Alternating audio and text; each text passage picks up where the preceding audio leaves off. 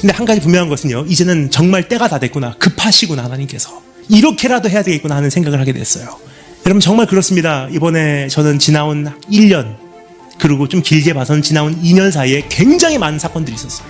이번 여름만 봐도 그렇지 않습니까? 최장기간 내린 비, 장마, 이상기온, 태풍. 그래서 이제는 교회가 어떠한 자세로 이 시대를 살아가야 될지, 한 사람의 성도로서 이 시대를 어떻게 살아내야 될지를 우리가 고민하기를 원하는데, 첫 번째, 지혜를 소유해야 된다고 성경은 이야기하고 있습니다. 지혜가 기준입니다. 그 지혜를 가지고 이제는 우리가 분별해 나가는 거예요. 그 지혜는 무엇이냐? 지혜는 우리가 보통 이야기를 하죠. 목사님, 하나님께 지혜를 얻기를 위해서 기도해 주세요. 그러면 기도하면 무슨 공부가 잘 되든지, 어떠한 새로운 사업에 특별한 아이디어가 생기든지 그거라고 생각하는데, 그건 지혜가 아니에요. 그건 지혜에 그냥 조금 맺혀지는 지혜의 열매 정도입니다. 그러니까 진짜 지혜는 뭐냐? 하나님께 정말 우리에게 주시기를 원하시는 지혜는 뭐냐? 지혜는 하나님의 마음이에요. 왜냐? 지혜란 하나님의 마음을 기준으로 해서 복잡한 세상을 헤쳐나가는 능력이거든요. 얼마나 많은 우리가 선택 속에 살고 있습니까? 그렇죠? 이렇게도 사역할 수 있고 저렇게도 사역할 수 있고, 우리가 핍박을 뚫고서 끝까지 그 공식 예배를 지켜야 됩니다 할 수도 있고, 조용히 가정에서 모일 수도 있고, 이러한 선택의 홍수 속에 살다 보니까 혼란스러워요. 그래서 이야기하는 거예요. 세월을 아끼라, 때가 악하니라.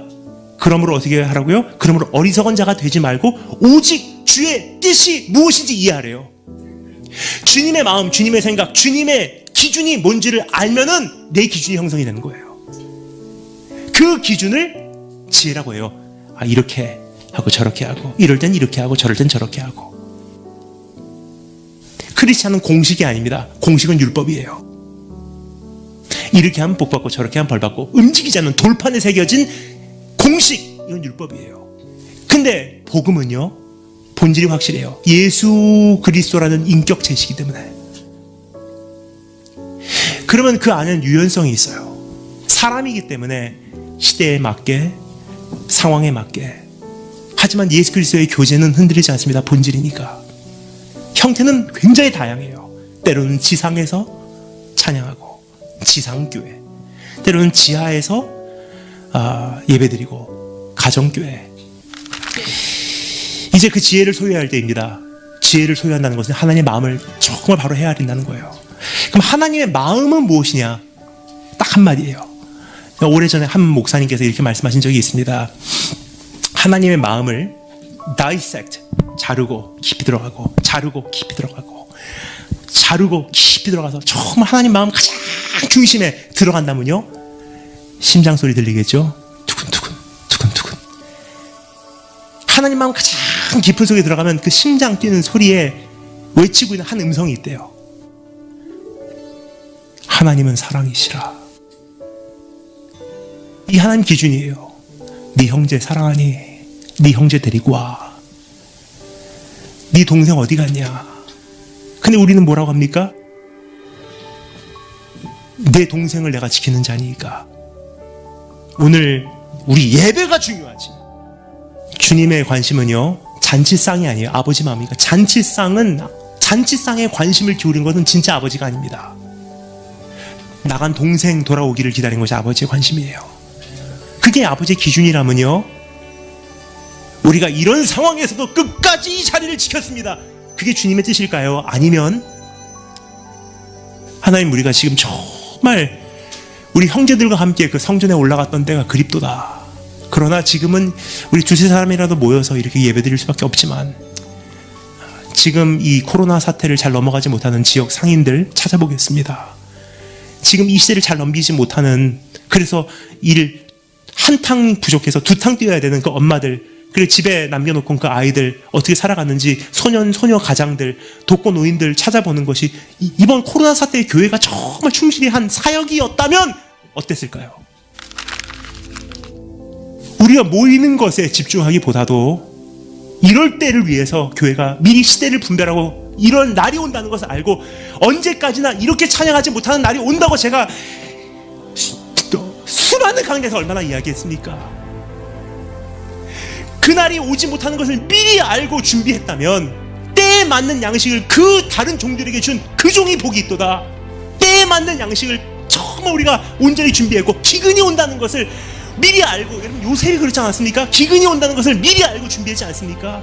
그날 미리 알고 준비했다면 지금 이럴 때 자연스럽게 3명으로 나눠지고 10명으로 나눠져서 간판 없이 셀그룹으로, 그냥 소그룹으로 가족 단위로 모였다면요, 역학조사 해도 문제가 없는 거예요. 그렇다면 어떻게 됐을까요? 오히려 우리가 힘을 합해서 독거노인들 노인 할머니 할아버지 찾아보고 고아원 찾아가고, 지금 나도 힘들지만, 나도 정말 힘들지만 나보다 더 힘든 사람들이 이 사회에 있다는 사실을 우리가 정말 조금이라도 인지했다면 이 코로나 사태가 끝나면요 교회 부흥했을 거예요. 이게 하나님의 마음이에요. 그것을 기준으로 삼는 것이 지혜입니다. 이것이 세상 이제부터 어떻게 해 살아가야 되는지를 분별해가는 기준인 것입니다. 그러니 너희가 어떻게 행할지를 자세히 주의하여 지혜 없는 자가 자지 말고 오직 지혜 있는 자가 자하여 세월을 아끼라라고 돼 있어요. 세월을 아끼라. 근데 번역이 조금 잘못됐습니다. 영어로는 make the best use of the time, maximize your resources. 우리말로는 그냥 세월을 아끼라, 굉장히 소극적인 표현으로 되어 있습니다. 하지만 영어 번역을 보면요, 원어를 잘 번역했는데 우리가 가지고 있는 이 시간을 극대화시키래요. 극대화. 뭐냐, 주어진 24시간이라는 시간은 정해져 있고 주님 오시기까지의 그 길은 정해져 있는 바예요.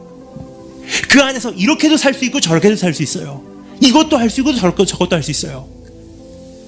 근데 그것을 잘못 선택하면요, 내가 교회로서, 내가 성도로서 영향력이 축소될 수 있고요, 옳은 것을 선택하고 바른 것을 한다면요, 똑같은 시간과 똑같은 열정을 쏟아 부었는데 그 영향력이 극대화될 수 있다는 거예요. 우리가 성도로서도, 교회로서도 이제부터 사역을 해갈 때 내가 이제 어떠한 역할로, 어떠한 자세로 살아가야 될까 고민을 할 때 이제 생각을 해야 되는 거예요. 그래서 선택을 하게 됩니다. 근데 선택의 기준이 필요해요.